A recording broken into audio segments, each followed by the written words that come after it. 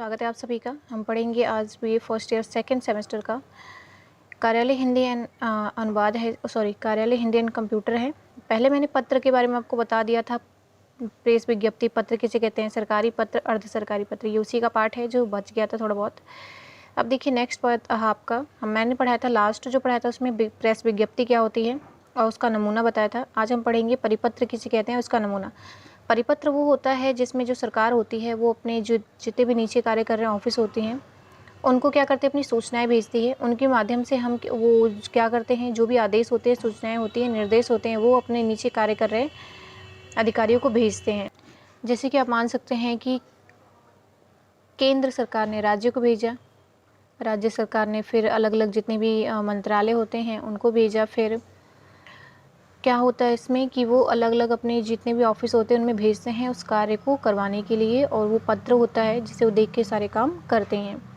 परिपत्र का नमूना देख लीजिए, भारत सरकार भेजती है, फिर भारतीय भूवैज्ञानिक सर्वेक्षण करता है, फिर केंद्रीय क्षेत्र करते हैं, उसके बाद राज्य में जाता है। तो ये इसका नमूना है। सो ये है इसका नमूना, आप इसे ध्यान से पढ़ सकते हैं। और अगर आपको पत्र लिखने को आए तो आप क्या करेंगे, इसमें लिख सकते हैं। देन है आपका कार्यालय का आदेश किसे कहते हैं। वैसे पत्र नहीं आता है, पूछता बोलता नहीं है पत्र लिखने को, फिर भी लेकिन उसके बारे में पूछ लेगा कि कार्यालय आदेश क्या होता है, कार्यालय पत्र, परिपत्र क्या होता है। तो आप ये देख सकते हैं कार्यालय आदेश से क्या होता है, जो कार्यालय होता है वो आदेश देता है अपने कर्मचारियों के कि कौन कौन से काम नहीं हुए हैं, कौन कौन सी शिकायतें आई हैं, और उस पर हस्ताक्षर करके वो सारी चीज़ों को करता है, वो भेजता है। तो कार्यालय आदेश का नमूना देख सकते हैं आप, कार्यालय आदेश का ये नमूना है,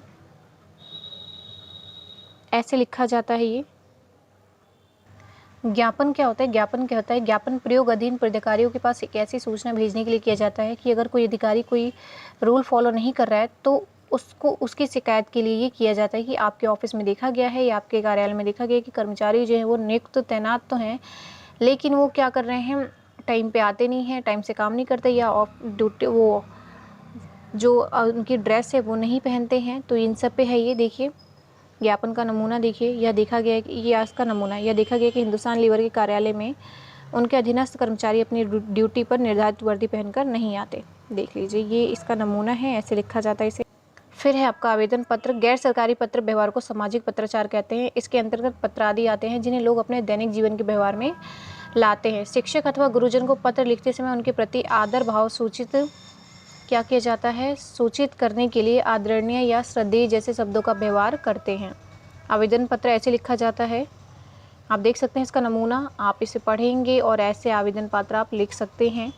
देन आपका पत्राचार के वर्गीकरण पर प्रकाश डालिए। पत्राचार को किन किन उसमें बांटा गया है, वर्गीकरण किया गया है, आप इसे पढ़ लेंगे क्योंकि पत्राचार हमने पढ़ लिया है। उसके बाद आपका कहते हैं राजपत्र, ये शॉर्ट आंसर।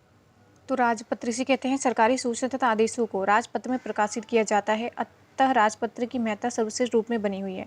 सरकार द्वारा जारी अधिसूचनाएं, आदेश, संकल्प आदि राजपत्र में प्रकाशित होते हैं। भारत का राजपत्र 5 भागों में छपता है, प्रत्येक भाग में कई खंड होते हैं। राजपत्र में छपने के लिए सामग्री भेजते समय इन बातों का ध्यान रखा जाता है। सामग्री का प्रकाशन राजपत्र के किस भाग और खंड में होना चाहिए। सक्षम अधिकारी द्वारा हस्ताक्षर की हुई मूल टाइप प्रति ही प्रेस में भेजी जाती है। जो सक्षम अधिकारी है, जो प्रॉपर जिसने उस पर काम किया हो और उसमें क्या संदेश भेजा जा रहा है वो उसमें जो मेन अधिकारी होता है उसको लिखता है और भेजता है। देन इसके कुछ पॉइंट्स आप इसे पढ़ लेंगे। उसके बाद है मितव्यय पत्र किसे कहते हैं।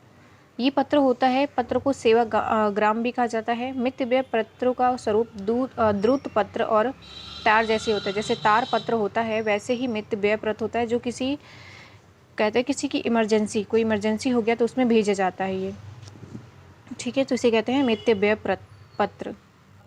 ये है आपका मित्र व्यय पत्र का नमूना, भारत सरकार, स्वास्थ्य मंत्रालय, प्रेषक सेवा में, और ये है इसका नमूना जिसे आप लिख सकते हैं, देख के और समझ सकते हैं। फिर आपका द्रुत पत्र किसे कहते हैं। द्रुत पत्र को तुरंत पत्र भी कहा जाता है, जिसे तार की तरह ही होता है। द्रुत पत्र भी उसे कहा जाता है जिसे मितव्यय पत्र उसे कहा जाता है। मतलब कि मितव्यय पत्र और तार और द्रुत पत्र ये तीनों क्या हैं, एक दूसरे के ही समान रूप हैं। जो क्या होता है, जब कहीं जल्दबाजी हो, अगर कोई इमरजेंसी हो तो उसमें भेजा जाता है। ये इसका नमूना है, आप देख सकते हैं, और इसको ऐसे लिखा जाता है। प्रकाशधन किसे कहते हैं।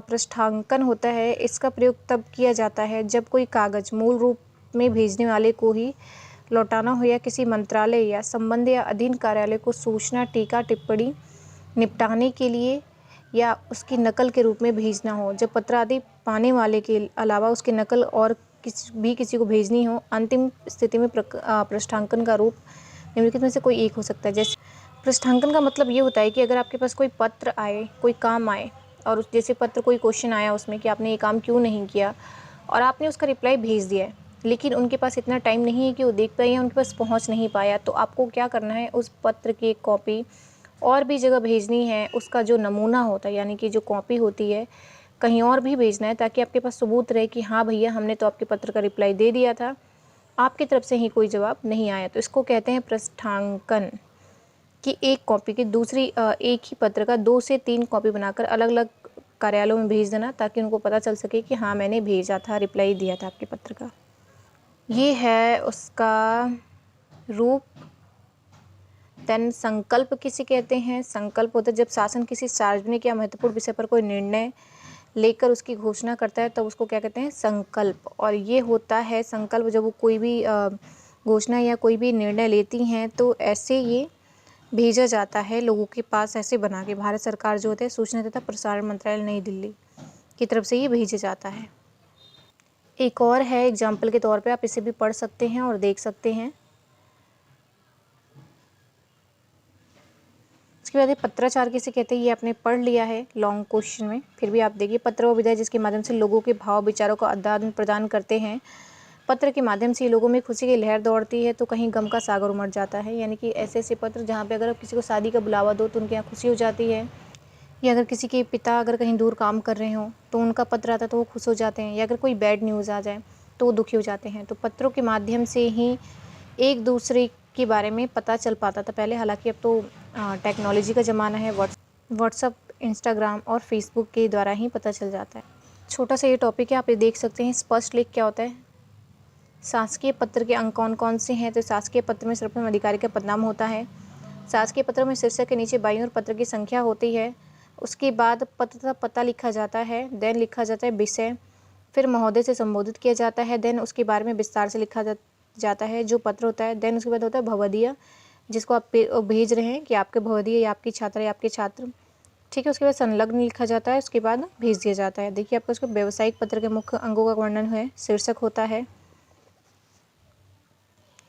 देन पत्र लेखन तिथि होती है। पत्र प्राप्तांक आभ्यंतरिक पता होता है कि कहाँ पे वो जो पत्र है वो भेजना है। देन है आपका अभिवादन युक्त संबोधन होता है। विषय संकेत होता है, विषय सामग्री, अभिवादनात्मक समाप्ति होती है, हस्ताक्षर होता है, और संलग्निका।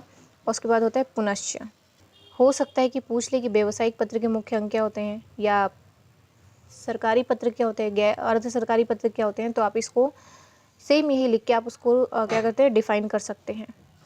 उसके बाद है आपका लास्ट, ये किसी सरकारी विभाग में एक शुद्धि पत्र सरकारी गजट में छापने के लिए प्रस्तुत हुआ है, तो आप ये देख सकते हैं, उसका नमूना है। देन ये आपका है